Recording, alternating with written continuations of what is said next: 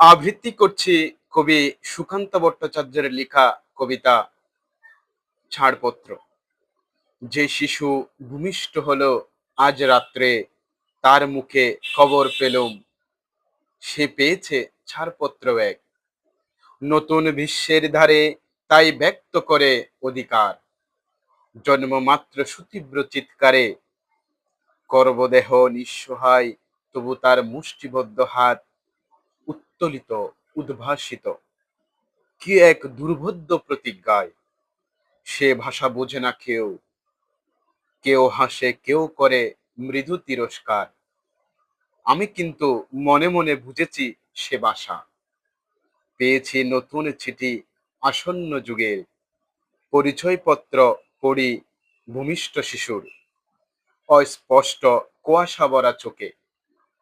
এসেছে নতুন শিশু, তাকে ছেড়ে দিতে হবে স্থান জীর্ণ পৃথিবীতে, ব্যর্থ মৃত আর ধ্বংসস্তূপ পিঠে।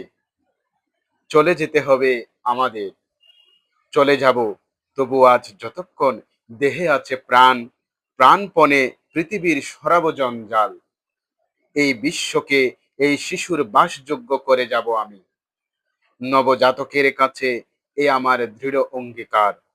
অবশেষে সব কাজ সেরে আমার দেহের রক্তে নতুন শিশুকে করে যাব আশীর্বাদ, তারপর হব ইতিহাস।